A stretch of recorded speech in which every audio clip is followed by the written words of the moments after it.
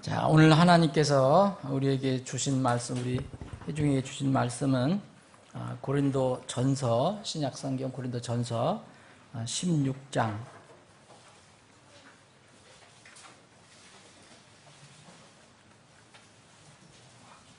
15절로 18절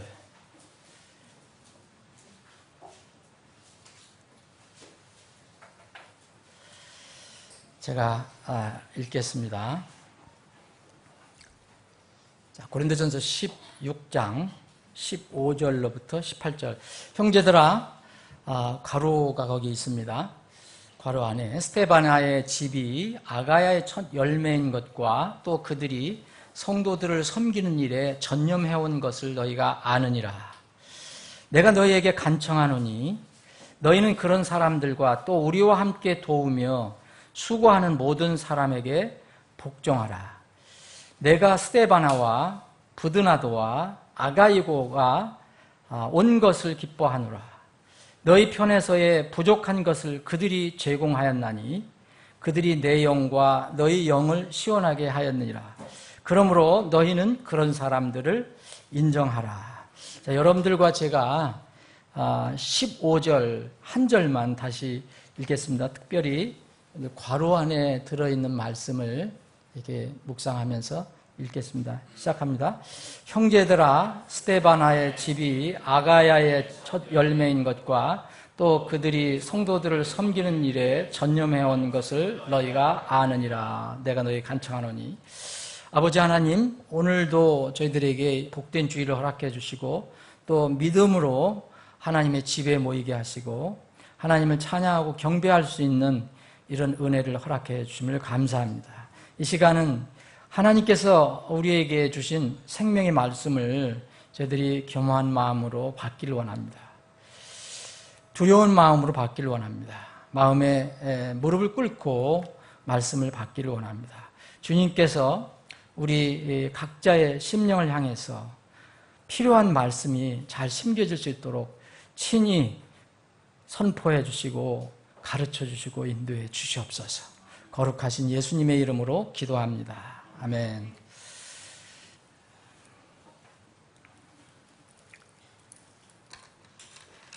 예, 가문의 영광이라는 말이 있잖아요. 가문의 영광이다. 가문의 자랑이라고 하는 말이 있습니다. 그 말 그대로 자신이 속해 있는 가문이나 계보나 어떤 집안이나 어떤 족보를 이렇게 높이는 말이에요. 외국에도 그러하지만 한국은 특히 족보를 많이 따진 그런 나라거든요. 미국 같은 데 별로 족보가 없어요. 근데 한국은 유난히 그게 이제 심합니다.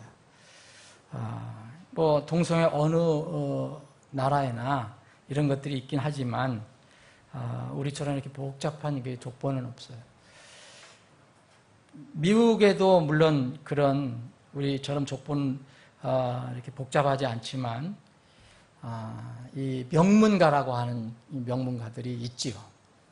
이게 누가 어떤 기준으로 이게 판단할까에 따라서 다르겠지만 로스차일드라든지 록펠러라든지 카네기, 뭐 밴더빌트 같은 가문은 미국에서 유명한 가문이죠. 명문가라고 하죠. 근대 와서는 이제 케네디 대통령 가문, 케네디 가문, 또 두 번이나 가정에서 대통령이 됐던 부시 가문, 이제 근래 이제 명문 가정이라는데 유럽에도 오래 전서부터 이렇게 오스트리아의 합스부르크 가문은 유명한 가문으로 알려져 있습니다. 이태리 메디치 가문 같은데. 우리나라는 뭐 조선시대, 제가 찾아보니까 조선시대에 유명한 가문, 뭐 백대 가문, 뭐 근대 명문 가문, 뭐 고려시대 명문 쫙 있더라고요. 있는데, 세상적인 개념의 이 명문가라는 것은 어떤 기준으로 세우느냐. 정치적으로 높은 지위를 가지고 있거나, 또 권력을 가지고 있거나, 또 권세나, 또는 많은 재물, 아주 부를 가지고 있는, 이게 무슨 록펠러, 카네기, 밴더빌트 같은, 로스차일드 같은 그런 가문은 사실 다 이게 재물, 부를 가지고 있는 가문들이죠.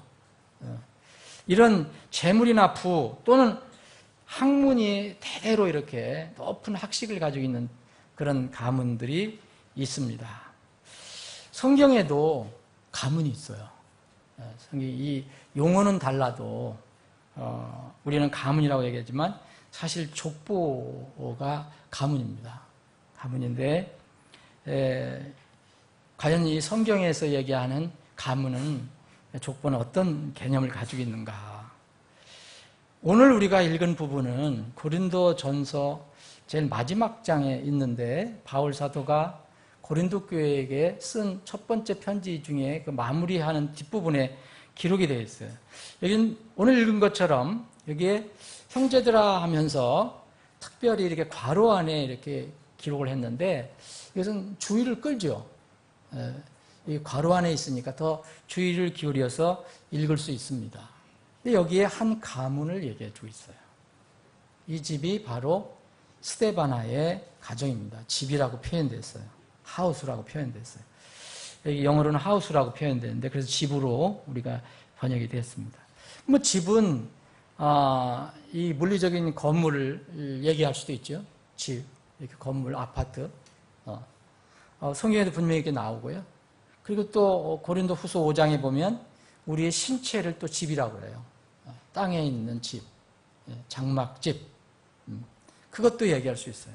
그런데 오늘 이렇게 나온 말씀처럼 이 물리적인 어떤 건물을 얘기하는 게 아니고 우리 또 신체를 얘기하는 것도 아니고 가족 구성원들로 되어 있는 어떤 집안을 얘기하죠. 집안을 얘기합니다. 그래서 디모데전서에 보면 감독의 자격과 집사의 자격이 나오는데 그 중에 보면 자기 집을 다스릴 줄 알아야 된다 그랬어요. 자기를 다스릴 줄 알아야 된다. 자녀를 다스려야 될 줄 알아야 된다. 자기가 가장으로서의 그 가정을 질서 있게 성경적으로 잘 이끌어 갈 수 있는 사람이 이 감독의 자격이 있고 또 집사의 자격이 있다라고 얘기합니다. 이럴 때 얘기할 때는 하우스가 이게 물리적인 집을 얘기하는 게 아니죠. 사람들이 구성되어 있는 그런 가족을 얘기하죠. 가족 단위를 얘기합니다. 오늘 여기 성경에 나온 이 스데바나의 가정, 집, 다른 말로 하면 뭐 가문이라고도 할 수 있고 족보로도 할 수 있고 계보라고도 할 수 있고 이 스데바나의 집이 어떠한 집이었는가? 고린도 전서에만 이 스데바나가 소개되고 있어요. 스데바나는 바울 사도의 동역자 중에 한 사람입니다. 전임 동역자라고 할 수는 없을 거예요. 그런데 이 스데바나는 바울의 수많은 동역자들, 조력자 중에 한 사람인데 이 스데바나는 자기뿐만 아니고 온 가정이 이 동역자가 된 거예요.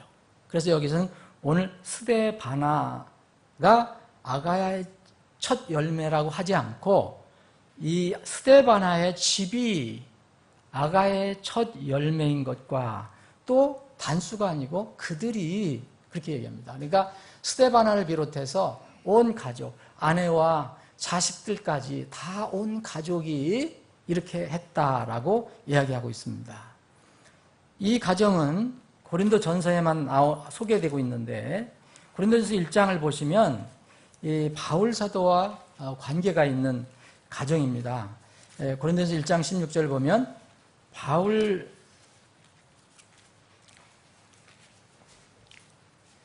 16절 보면 내가 또한 스데바나의 집안 사람들에게 침례를 주었고 그 외에는 다른 누구에게 침례를 주었는지 알지 못하노니라. 그래서 스데바나의 집 사람들에게 스데바나뿐만 아니라 스데바나 집에 있는 소속된 사람 모든 가족들에게 아마 가족들에게 다 침례를 준 것 같아요. 그러니 이게 무슨 얘기냐면 스데바나 집은 다 믿고 구원받았다는 거죠.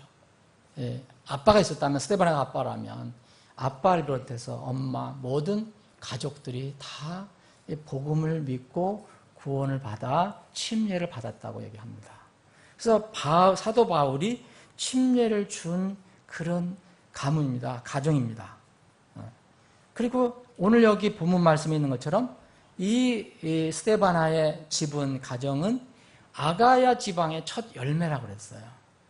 아가야 지방은 아테네나 이 고린도 시가 소속되어 있는 그 마게도니아 그 밑에 있는 이 지방을 얘기해요.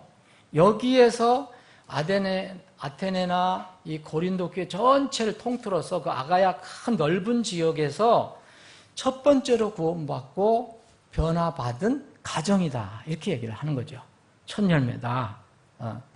그리고 이 17절에 내려가 보면 이 스데바나가 또 부드나도와 아가이고라는 그런 형제와 함께 이 바울 사도를 이 물질적으로 재정적으로 도운 사람으로 기록이 돼요.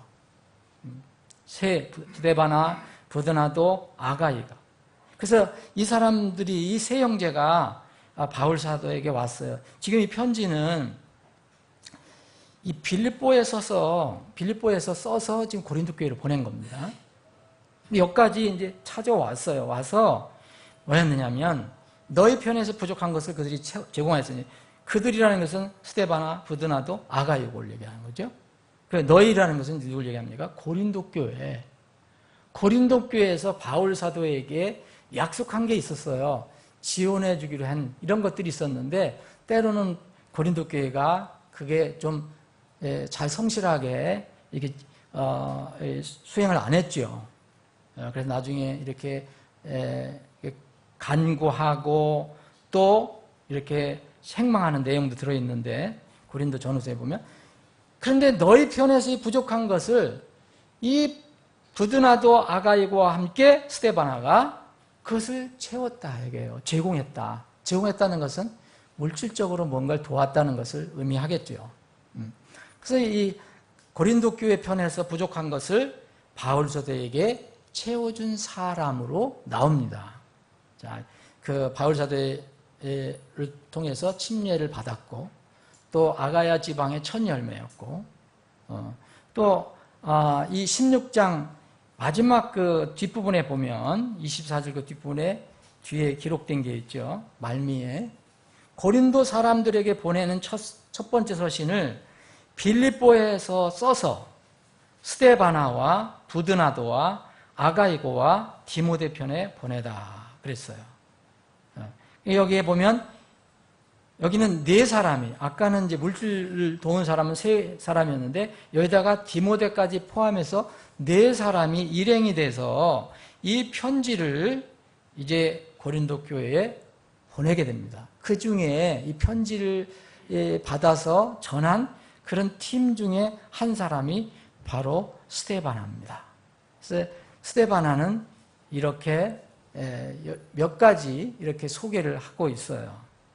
근데 오늘 우리가 집중적으로 살펴볼 것이 이제 15절인데 15절에 보면 스데바나의 집이 아가야의 첫 열매인 것과 또 그들이 성도들을 섬기는 일에 전념해온 것을 너희가 아느니라. 너희는 물론 고린도 교회예요. 고린도 교회 성도들이에요. 근데 여기에 특이하게 이런 말씀을 썼습니다. 근데 여러분들이 여기에 전념해온 것을 너희가 안다 그랬는데 영어를 읽어보실 수 있는 분들은 이걸 아주 독특한 용어를 썼어요. 성경에서 여기만, 킹제임스 성경에서 여기만 나옵니다. 딱 한 번 나오는 곳이에요. 영어로는 addicted 그래갖고 지금 이 시대 말로 하면 중독과 관련된 용어예요. 중독. 근데 그런 용어를 썼어요. 그래서 이 의미를 한번 깊이 한번 생각해 보시면 큰 은혜가 될 겁니다. 왜 하나님께서 바울사도를 통해서 고린도 교회 편지를 줄 때에 이 스데바나의 집에 관해서 소개를 해줬을까? 이 편지를 받은 이 고린도 교회는 이 섬기는 것에 문제가 있었어요. 굉장히 부한 곳이었고 번화한 곳이었고 다른 교회에 비해서는 아주 부족함이 없는 교회였어요. 그런데 이 교회에게 스데바나 집, 그 가문을 소개해줘요. 근데 그 중에 하나가 지금 여러 가지 침례를, 바도 바울로부터 침례를 받고 아가야 지방에 첫 열매고 고린도 교회가 하지 못했던 것을 물질적으로 다른 형제와 더불어서 이렇게 돕고 또 편지까지 전달해준 그런 사역을 한 사람인데, 그들이 성도들을 섬기는 일에 전념했다는 말을 우리에게 알려줬을 때 그 용어로는 특이한 단어를 썼다는 것이에요. 물론 지금 이 시대에 지금 쓰는 영어로 중독이란 단어 그렇게 번역할 수는 없을 거예요. 그러나 의미는 똑같아요. 의미는. 그러면 이렇게도 얘기할 수 있어요. 그들이 스데바나의 가문은, 스데바나의 가정은, 스데바나의 집은 성도들을 섬기는 일에, 성도들의 사역, 그 섬기는 일에 중독이 스스로 그들을 중독시켰다. 그런 얘기예요. 이게 무슨 의미일까요? 자기 자신을 맡겼다는 거예요. 이 가정들은, 이게, 여러분들 그 중독된다는 것은 뭘 얘기합니까? 술에다가 자신을 맡기는 거잖아요. 담배 중독, 니코틴 중독됐잖아. 니코틴에 그냥 니코틴이 맡기는 거예요. 마약 중독된 사람이에요.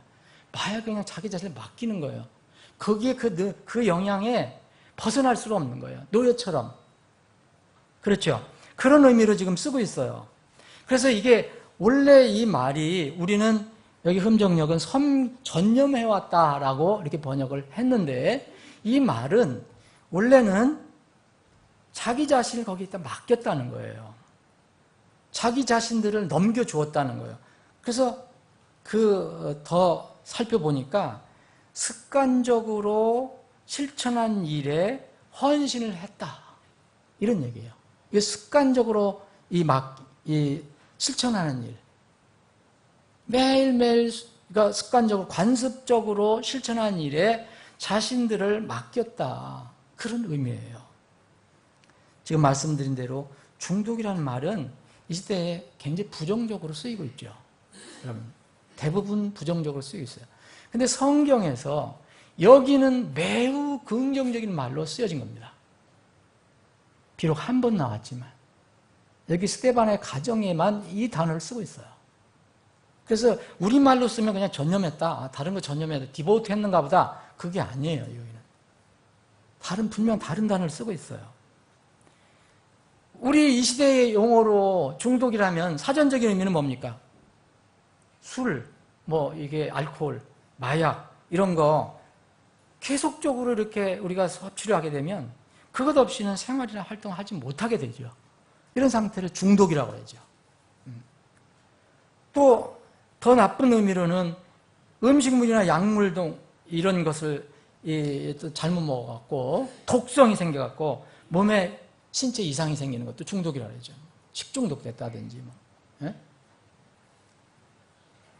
대부분 부정적인 의미로 얘기합니다. 그래서 중독은 매우 해악성이 커요. 위험성도 크고요. 중독이 왜 위험합니까? 내성이 생기잖아요. 조금 하면 또 내성이 생겨요. 그럼 다음 단계에는 더 큰 것을 요구해야 돼요. 담배 오늘 한 갑을 피우면, 오늘 한 대를 피면 내일은 2대를 피우려고 하고 모레는 3대를 피우려고 하는 거예요. 못 끊는 거죠. 술을 오늘 한 잔 먹으려면, 이 중독이 되면 내일 2잔 먹으려고요. 모레는 3잔 먹으려고 하는 거죠. 어느 단계까지 계속 하는 거예요. 만약 이렇게 하다가 안 되면 뭐가 되죠? 금단현상이 오는 거예요. 불안하고 초조하고 성질이 이상해지고, 이것이 바로 중독의 해악성입니다. 위험합니다. 이거는 알코올하고 마약뿐입니까? 니코틴뿐입니까? 여러분들 요새 어린 자녀들이, 어린 학생들이, 중학생들이 담배를 이렇게 피우는데 멋 모르고 아주 괜히 멋있어 보이려고 그 피우는데, 그게 바로 담배를 한번 피우기 시작하면 80% 이상 한 번 시도한 사람 80% 이상 중독이 된대요. 못 끊는 거예요. 그래서 나라에서도 그것을 끊게 하려고 그냥 국가 예산까지 투자해서 그 금연 그런 그 클리닉을 열고 있잖아요. 각 저기에 보건소에서 나라에서 돈까지 주면서 투자하면서 이 중독성이 강하기 때문에 그래요. 우리 젊은 학생들 절대로 담배 입에도 대면 안 돼요. 예? 호기심에도 대면 안 돼요. 이것뿐입니까? 요새는 중독되는 게 너무 많아요. 커피 좋아하시죠, 여러분? 근데 카페인 중독이 되면 곤란하죠. 그거 없으면 몸이 이상해지잖아요. 게임 중독 있죠. 그럼 우리 젊은 친구들 잘 생각해 봐야 돼요. 게임 중독되고 스마트폰 중독되면 그걸 못 떠나는 거예요. 그게 없으면 불안하고 초조하고 일이 안 되고. 인터넷 중독도 있습니다. 요새는 어른들 중에서는 쇼핑 중독도 있어요. 쇼핑 중독. 우리 교회 성도분들은 그런 분들이 없겠지만 쇼핑 중독도 분명히 있다고 그래요. 요새는 SNS 중독. 거기다가 올리지 않으면은 불안하고 뭐가 아는 것 같고 사는 것 같지 않고 그래서 사진 찍어서 올리고 자기 모습 올리고 해서 올리고 하는 SNS. 그리고 취미도 중독이 됩니다. 여러분 낚시 한번 여러분 중독되면요. 처자식도 버린다잖아요. 낚시. 예? 운동 스포츠 중독도 있고 또 일 중독도 있어요. 워커홀릭이라고. 일 안 하면 매일 일 안 하면 쉬라고 해도 못 쉬는 거예요. 일 안 하면 뭐가 불안해. 그래서 거기 가서 자리에 앉아 있어야 돼. 일 안 하더라도. 이런 중독이 있어요. 여러분 특히 그런데 우리 젊은 친구들에게 얘기하는 거 술, 담배는 정말 조심해야 돼요. 이런 마약은요, 우리나라에서는 드물지만 마약은요, 하루에 한두 번 이렇게 주사를 하잖아요. 그걸 유지하는 거예요. 근데 담배는 한 번 피워갖고 안 돼요. 담배는 하루에 여러 번 피워야 돼요. 그래서 담배는 수십 번, 수백 번 이상 그 니코틴을 빨아들여야 돼요. 그런데 그 니코틴은 다른 물질과 다르다고 합니다. 니코틴은 다른 약물과 달라서 뇌까지 순식간에 전달된대요. 그 물질 성격상. 그 담배 피우는 사람들은 이게 못 끊기가 어려운 거예요. 그래서 그게 쾌감으로 인식이 되기 때문에 계속 그걸 요구하는 거예요. 담배 금단 현상이 나는 사람들은 길거리에서 담배꽁초 주워 피우려고 하는 사람들 있잖아요. 그런데 이 성경에서 중독이라는 그런 비슷한 용어를 쓴 것이 바로 스데바나의 집이에요. 이건 부정적인 게 아니에요. 섬기는 일에 중독된 가정이에요. 성도들을 섬기고 성도들 사역을 위해서 그 가정들이, 온 가족들이 헌신한 그런 사람들을 얘기하고 있어요. 그래서 그 가장인 스데바나에 대해서 몇 가지를 얘기하고 있어요. 스데바나의 집, 여기 얘기했잖아요. 스데바나의 집은 한 사람을 얘기하는 게 아니라 온 가족을 얘기하죠. 가문을 얘기하는 거죠. 만약 계속 연결된다면 가문이에요. 가족을 얘기해요. 계보를 얘기해요. 사람들은 세상에서 정말 아까도 말씀드렸지만 이 세상 영광, 이 영광의 가문, 세상의 그 영광을 얻을 수 있는 가문을 많이 생각해요. 가문의 영광이다. 그런 얘기예요. 땅에 기록된 세상의 가문이 있고 또 하늘에 기록된 신앙의 가문이 있습니다. 이 가정은 하늘에 기록된 신앙의 가문입니다. 이스라엘 여러분들 계보를 보시면 이스라엘에도 12지파가 있고요. 야곱의 12아들로 쭉 계보가 이제 생기죠. 12지파에 또 그 지파 안에서 쭉 그 자손들이 계보가 생겨요. 여러분들이 열왕기상 역대 상하 이런 걸 보면 계보 이야기가 쭉 나오는 게 많이 있어요. 누구 가문이다, 누구 계보다, 누구 역대상 한번 보겠습니다. 역대상 여기까지 한번 찾아보겠습니다. 역대상 5장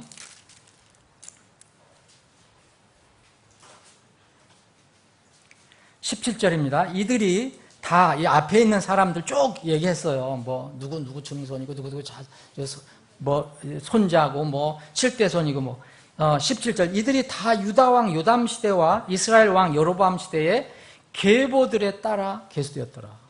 계보들 족보에 여기는 계보로 번역했는데 이제 신약에서는 또 이것을 족보라고 번역을 했어요. 흠정역은. 그게 시대의 족보들에 따라 계수되었다는 거예요. 이 족보가 나오죠. 여기 7장 5절도 한번 보세요. 7장 5절 뒤에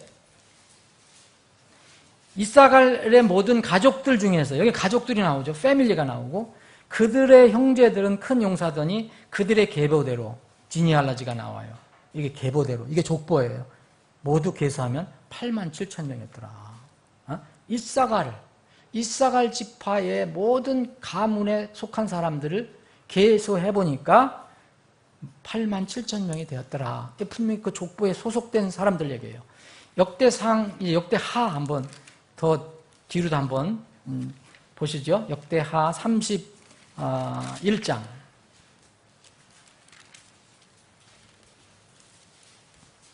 역대 31장 뒷부분에 보면 15절 이후로 보면 여기 어떤 사람들의 얘기가 나와요.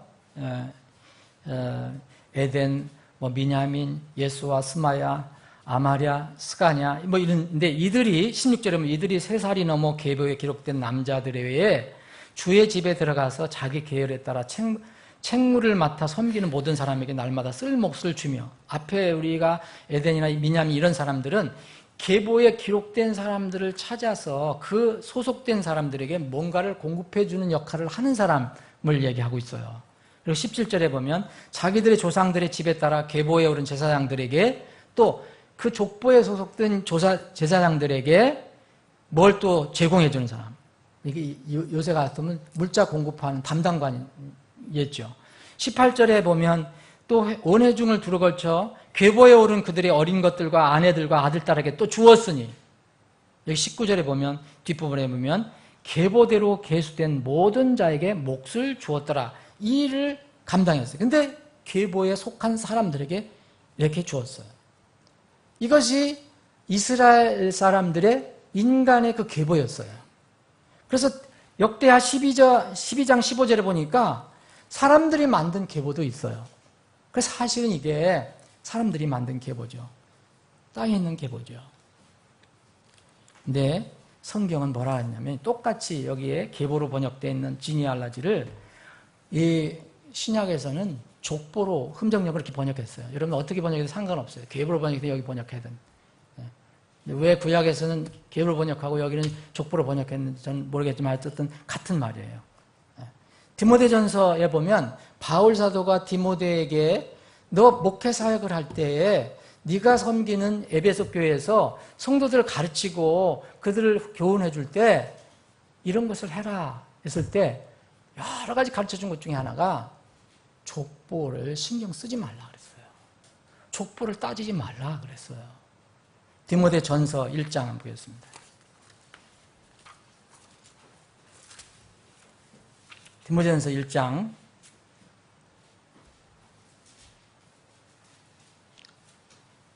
3절 제가 읽겠습니다. 내가 마케도니아로 갈 때에 에베소에 머물 것을 네게 간청하였나니 이것은 내가 어떤 사람들에게 명하여 그들이 다른 교리를 가르치지 못하게 하며 꾸며낸 이야기와 끝없는 족보에 주의를 기울이지 못하게 하려 함이었느니라. 이런 것들은 족보를 따지는 일, 이런 것들은 믿음 안에 있는 바 하나님의 뜻대로 세워주는 일보다 오히려 논쟁을 일으키나니 그렇게 할지니라. 끝없는 족보, 여러분 끝없는 자기 인간의 족보를 이야기하고 뭐 무슨 가문이 어떻고 뭐 얘기하는 사람들 있잖아요. 이걸 신약 성경에서는요 족보 따지지 말라는 거예요. 우리 교회는 우리 그 협약에도 있지만 우리는 학문을 따지지 않습니다. 족보를 따지지 않아요. 무슨 가문이 따지지 않아요. 출신지를 따지지 않아요. 그리스도 안에서 다 용해가 되는 겁니다. 만약 그리스도 안에 있는 사람들이 출신지 따지고 가문 따지고 무슨 뭐 이런 거 따지면은 학력 따지고 배경 따지고 이 따지면 그리스도의 교회가 아니죠. 여러분, 그건 하나님 말씀보다 인간의 세상의 그 어떤 논리가 앞서는 거죠. 그래서 바울 사도는 디모데에게 족보를 따지지 말라. 족보에 신경 쓰지 말게 하라. 디모데전서. 그런데 이건 무슨 말입니까? 반대로 역으로 얘기하면 에베소 교회에 사람들 중에 족보를 얘기하는 사람들이 있었다는 거죠.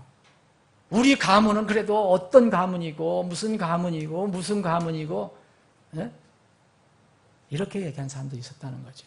이건 뭐예요? 그리스도의 그 복음을 훼손하고 망가뜨릴 수가 있다는 거죠. 디모데전서 3장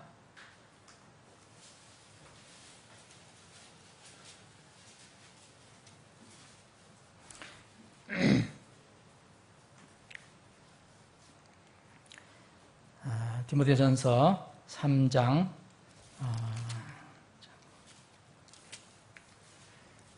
이게 제가 이걸 족보가 이게 3장 9절이 아니네요. 다른 데 어디 있는 것 같은데 거기에도 족보를 따지지 말라고 나와요. 디모데 후서인가 보네. 디모데 후서 3장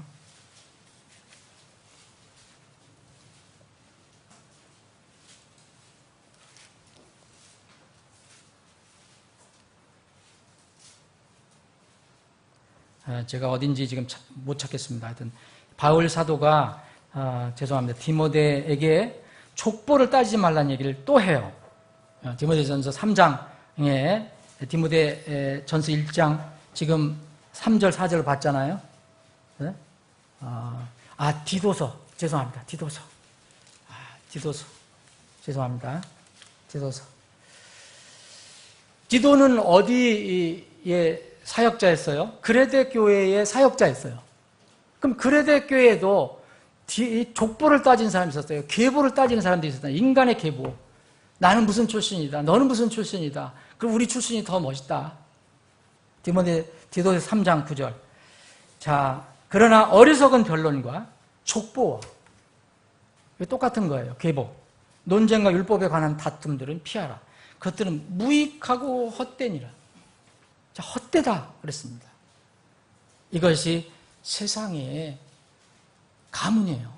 세상의 족보예요. 그런데 성경은 무엇을 얘기합니까? 한 가문에 들어오라 얘기해요. 한 족보에 들어오라. 이 족보에 못 들어오면 정말 모든 것이 잃는 것이다. 모든 것을 잃는 것이다. 이런 세상의 가문, 족보, 계보 자랑하지 말고 그것에 창념하지 말고 대신 예수 그리스도의 가문에 들어오라 얘기합니다. 예수 그리스도의 족보에 들어오라. 이것이 진정한 명문 가문이다. 이것이 곧 생명의 가문이다. 성경에는 하나님의 족보가 있습니다. 하나님의 계보가 있어요. 하나님의 집이라고 얘기합니다. 하나님은 우주 만물을 지으신 창조주 하나님이에요. 그래서 다 그분 것이지만 특별히 하나님의 자녀, 믿음으로 모인 그 자녀들을 이렇게 족보 계보라고 얘기합니다. 이 하나님의 집에 들어갈 수 있는, 가문에 들어갈 수 있는 것은 반드시 예수 그리스도를 통해서 들어가야 됩니다. 마태복음 1장 바로 그 많은 사람들 이름이 기록된 것이 그것이 바로 예수 그리스도의 가문을 얘기하죠. 그건 세대라고 표현이 되어 있어요. 세대. 다윗의 자손이시여 아브라함의 자손이신 예수 그리스도의 세대에 관한 책이라. 예수 그리스도의 세대, 이것이 예수에 속한 그 가문에 관한 책이라는 거예요. 족보에 관한 책이라는 거예요. 그래서 그리스도를 믿고 거듭나 하나님 자녀가 된 사람들은 선정된, 택함을 받은 세대다, 족보다라고 얘기합니다. 그래서 베드로전서 2장 9절에 보면 너희는 선정된 세대요 그랬어요. 선정된 세대다. 네? chosen generation, 이 generation이라는 것이 바로 그 가문을 얘기하죠. 그 세대를 얘기하죠.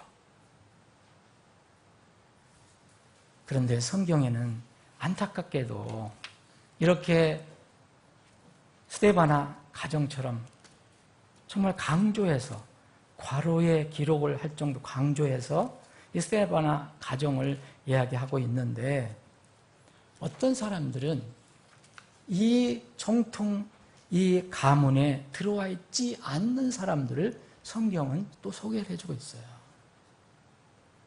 이스라엘은 어느 지파에든 그 정통 지파에 소속이 돼야 돼요. 정통 지파에 소속되지 않으면 사생아로 간주가 되는 거죠. 이교도 이방인으로 간주가 돼요. 그 지금 말하면 우리가 따지고 있는 족보가 없으면 그 사람들은 이교도로 간주가 돼요. 그것이 드러날 때까지 확신이 될 때까지 증명이 될 때까지는 이스라엘 자녀로서 모든 기능이 중단됩니다. 정지돼요. 어떤 문제가 생겼었느냐. 이스라엘 백성이 70년 동안 바빌로니아에 그 포로로 붙잡혀 갔어요. 70년 동안. 다 그때는 뭔가 지파에 소속이 됐었는데 그 뒤로 거기 가서 사람들을 낳고 자손을 번성하고 70년이었으니까 거기서 낳고 자손을 번성하고 정착하라고 주님께서 말씀하셨어요. 근데 70년이 끝났을 때 너희들은 땅으로 돌아가라. 본토로 돌아가라. 그런데 안 돌아왔거든요. 많은 사람들이 안 돌아왔어요. 왜냐하면 그것이 더 편하고 또 이미 정착했기 때문에 그 험한 황폐한 그 곳으로 가기가 싫었어요. 그래서 주님께서 분명히 해방시켜줬는데도 그것이 좋아서 머무른 사람들이 있었습니다. 그래서 문제가 생겼어요. 그래서 사실은 스가랴서 같은 게 쓰여진 거예요. 느헤미야, 에스더 이런 것이. 이거는 뭐냐면 모든 이스라엘 백성이 다 온 게 아니고 일부만 아주 소수의 사람들만 돌아왔어요. 그래서 성벽 건축이 완성이 됐어요. 느헤미야를 통해서 지도하에 이제 느헤미야에게 이 성벽 건성이 완성되고 난 뒤에 느헤미야에게 하나님께서 무슨 감동을 주시냐면 이스라엘의 계보의 등록부를 찾아봐라. 그래서 기록된 사람들이 누구인가 찾아보라고 느헤미야 마음을 움직여 주십니다. 그래서 그 계보의 등록부를 찾아서 등록부에 이름이 기록된 사람들과 불행하게도 이름이 기록되지 못한 사람들이 드러나게 돼요. 느헤미야 7장을 한번 보겠습니다. 느헤미야, 에스라, 느헤미야. 역대, 상하, 그 다음에 에스라, 느헤미야. 흠정역, 대역, 한역, 대역 성경이면 771쪽입니다. 자, 느헤미야 7장 1절 보면 이제 성벽이 건축됨에 내가 문짝을 달고 문지기들과 노래하는 자들과 레위 사람들을 임명한 뒤에 이 성벽이 건축됐잖아요. 그래서 건축되고 난 뒤에 다 안 읽겠습니다. 5절 보겠습니다. 5절. 내 하나님께서 귀족들과 치리자들과 백성을 함께 모아 계보대로, 자, 이게 족보대로예요. 그들의 수를 셀 것을 내 마음에 넣어 주셨으므로 내가 처음에 올라온 자들의 계보 등록부를 찾았고, 그 마음을 누가 주셨다고 했어요? 하나님께서 주셨다고 그랬거든요. 하나님께서 그 등록부를 찾았어요. 그래서 그 안에 기록된 것을 찾으니 전에 사로잡혀간 자들, 곧 바빌론 왕 느부갓네살이 사로잡아간 자들 중에서 포로 생활을 마치고 올라가 예루살렘과 유다로 돌아와 각각 자기 도시에 이른 유다 지방의 자손들이 이러하니라. 그래서 쭉 이름이 나와. 이름하고 수가 나와요. 무슨 자손, 무슨 자손, 무슨 자손. 이게 그들의 정통, 그 지파에 소속된 이 이름들이에요. 수예요. 그런데 여기 61절 한번 보세요. 60절까지는 다 이 사람들이에요. 그런데 자, 61절 보면 이들은 또한 델멜라와 델하르사와 그룹과 앗돔과 인멜에서 올라온 자들이었으나 그들이 자기들의 아버지 집과 자기들의 씨와 또 자기들이 이스라엘에 속하였는지 여부를 보이지 못하였더라. 어떤 사람들은 자기가 족보를 제시를 못해요. 증명을 해낼 수가 없다고 성경 기록하고 있습니다. 62절. 그들은 들라야 자손과 도비야 자손과 느고다 자손으로 640명이었더라. 도비야 자손이 뭐예요? 들라야 자손이 뭡니까? 도비야 자손은 이스라엘의 성전 건축을 방해했던 사람이에요. 뭔가 섞인 사람들이 있어요. 자, 63절 보면 제사장 중에서 하바의 자손과 고스 자손과 바르실레 자손이 있더니 이 바르실레는 길앗 사람 바르실레의 딸들 중에서 한 사람을 아내로 취해 그들의 이름으로 불렸더라. 이들이 계보대로 계수되는 자들 중에서 자기들의 등록부를 구하였으나 그것을 발견하지 못하였으므로 그들을 부정한 자로 여겨 제사장 직무를 행하지 못하게 했더라. 아, 나는 제사장 계보에 속합니다. 얘기했는데 계보를 찾아낼 수가 없어요. 계보에 그 이름이 없어요. 등록부에 이름이 기록되지 못한 사람들입니다. 이스라엘의 정통 계보에 들어간 사람들이 있는가 하면 들어가지 못한 사람으로 드러난 사람들이 있어요. 에스라 2장에도 보면 2장 62절 63절 보면 제사장의 가문에 자기는 제사장 가문에 속했다고 하는데 이름이 드러나지 않는, 이름이 찾아지지 않는 사람들이 나와요. 사랑하는 여러분, 이 땅에서의 계보는요, 이 가문은 땅에 쓰여지는 거기 때문에 언젠가는 사라집니다. 사람이 사라지면 그것도 사라져요. 후손들에게 있어도 아무 의미가 없어요. 그런데 하나님의 계보에 안 들어가면 이건 참 무서운 일이에요.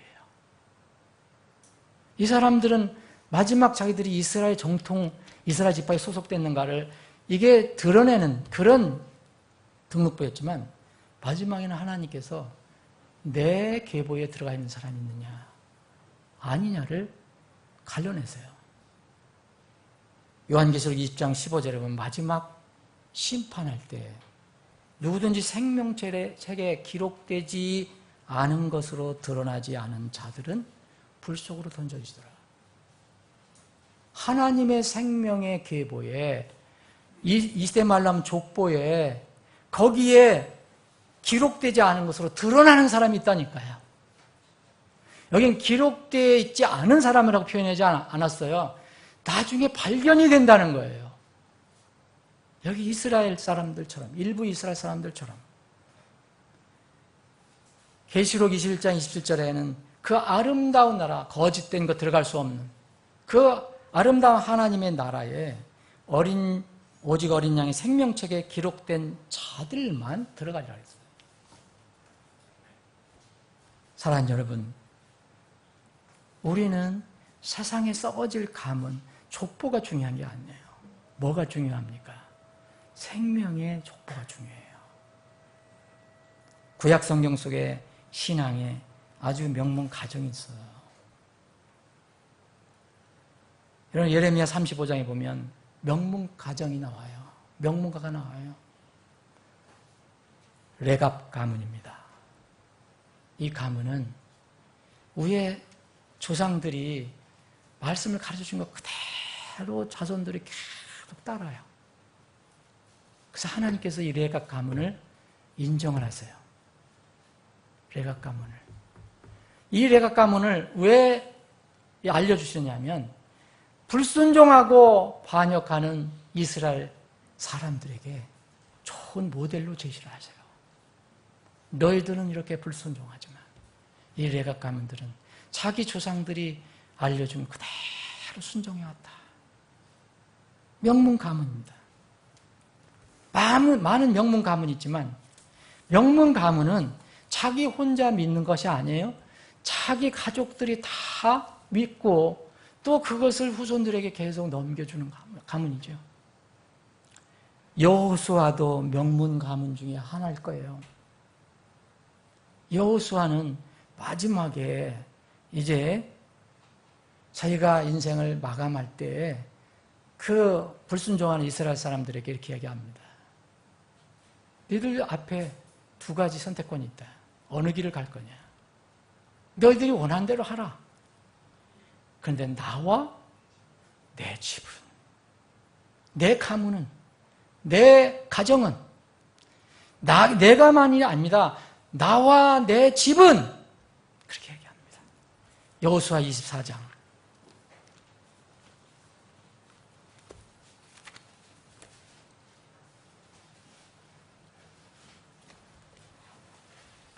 여호수아 24장 14절에 읽겠습니다. 그러므로 이제 주를 두려워하며 성실함과 진실함으로 그분을 섬기라.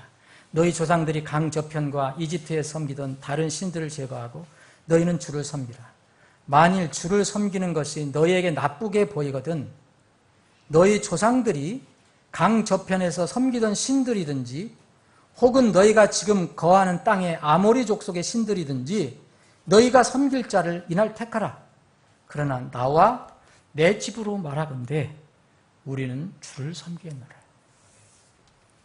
이게 신앙의 명문 가정입니다. 세상에 썩어질 가문이 아니에요. 말씀을 정리를 하겠습니다.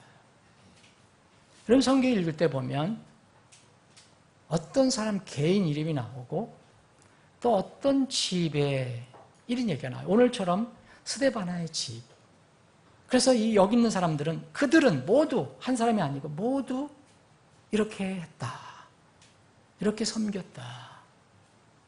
그래서 어떤 경우는 또 이런 경우가 납니다. 어떤 집안에 속한 사람들. 빌립보서에 보니까 빌립보서 4장 22절에 보니까 놀라운 가문이 하나 있어요. 그때 당시 놀라운 가문이 어떤 가문이겠어요, 여러분? 놀라운 가문이 그때 당시는 예수님 계셨을 때 그 사도들이 있었을 때 가문은 로마 제국의 황제의 가문처럼 더 좋은 가문이 있어요? 없잖아요. 카이사르 가문. 그런데 바울 사도가 로마에 가서 복음을 전했잖아요. 그래서 복음을 전했을 때 아마 카이사르 그 가정, 황제 가정에 속한 어떤 사람이 그걸 받은 것 같아요. 그래서 빌립보 교회에게 편지를 쓸 때 이 카이사르 집에 속한 사람을 소개를 해줍니다. 이 경우는 가정 전체가 아니고, 그 카이사르 가정하면 카이사르도 믿었느냐? 그게 아니죠. 카이사르 가정이 굉장히 복잡한데 여기에 속한 자들이 일부 있었다는 거죠. 모든 성도들이 너희에게 문안하되 특히 카이사르의 집안에 속한 자들이 문안하느니라.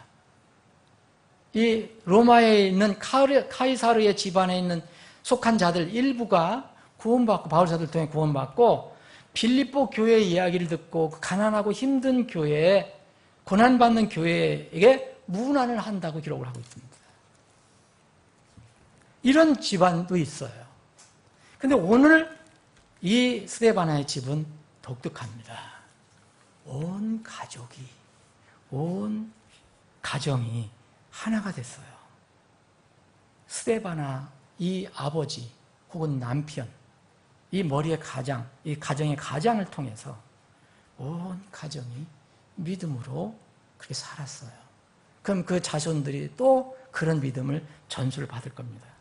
스데바나라는 이름은 면류관이라는 뜻이에요. 영어로 왕관이라는 뜻이에요. 크라운이라는 뜻이에요. 상당한 의미가 있습니다. 고린도 교회는 면류관을 이 왕관을 많이 잃어버린 교회예요. 그런데 스데바나를 소개해주고 있습니다.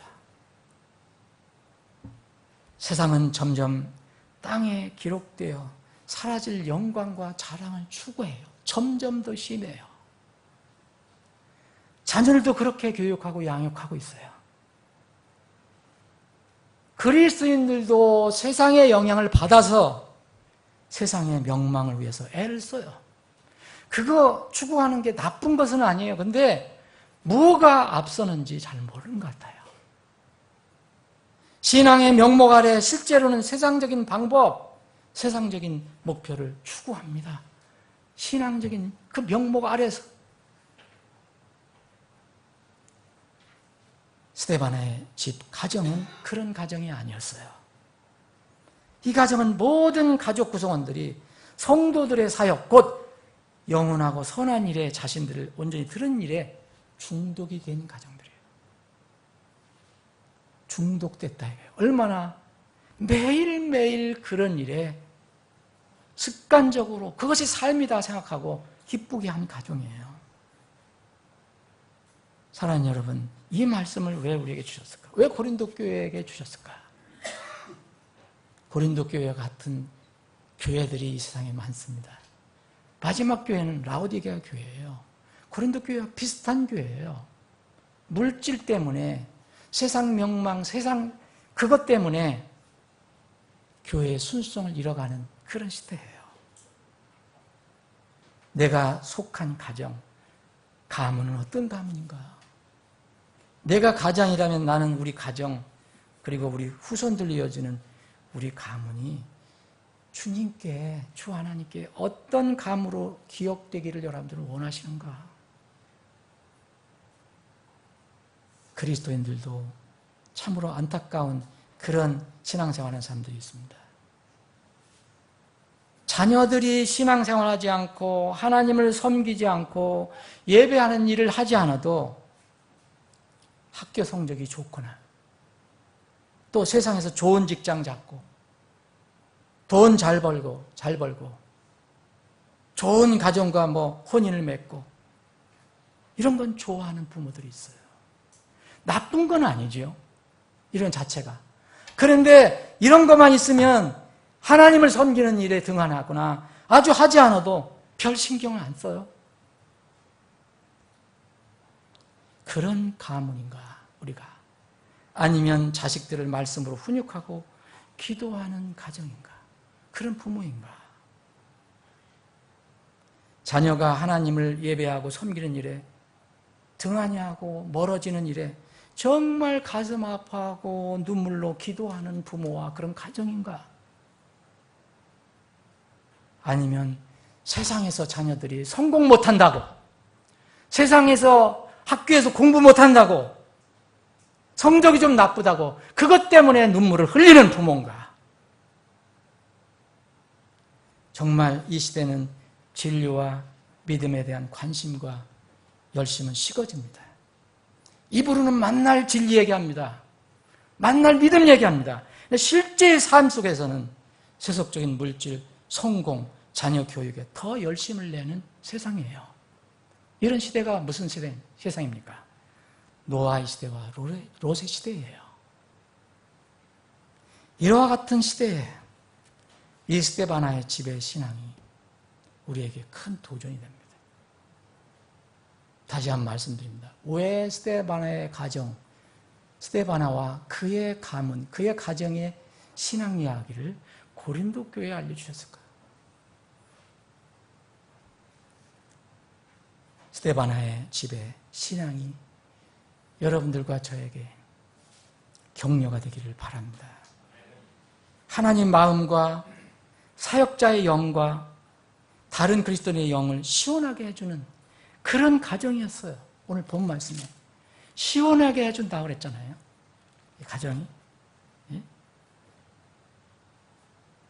스데바나 부드나도 아가야가 온 것을 기뻐하라. 너희 편에서 부족한 것을 그들이 제공하였으니 그들이 내 영과 너희 영을 시원하게 하였느니라. 하나님 마음 그리고 다른 그리스도의 마음, 영을 시원하게 해주는 믿음의 가정들, 가문들이 다 되기를 주님의 이름으로 축원합니다. 기도하시겠습니다.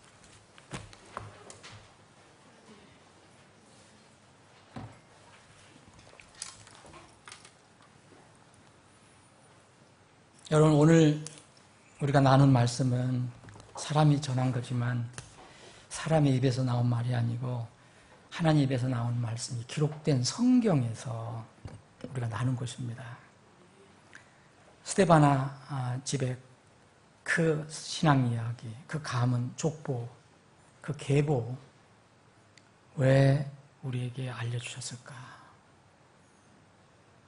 이 정말 믿음을 얘기하지만 믿음으로 살지 않는 수많은 교회들과 또 그리스도인들이 넘치는 이 시대에 아무 말씀 아닌 것 같고 가벼운 말씀 같지만 이 말씀은 시사하고 도전하는 그 내용이 큽니다.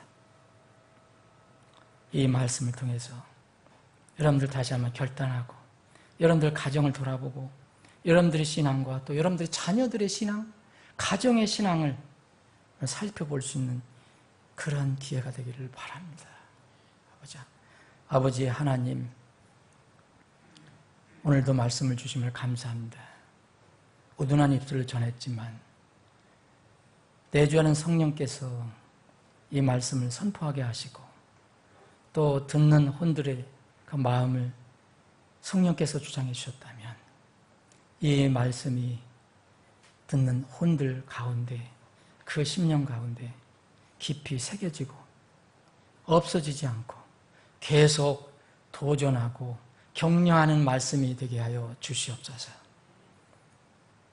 나 자신뿐 아니라 하나님께서 우리에게 맡겨주신 가족들, 자식들, 자녀들을 어떻게 이끌어갈 것인가, 그래서 어떤 가문으로 우리 가문을 이제 꾸려갈 것인가를 깊이 생각할 수 있고 또 결단할 수 있는 시간이 되게 하여 주시옵소서. 감사하며 거룩하신 예수님의 이름으로 기도합니다. 아멘.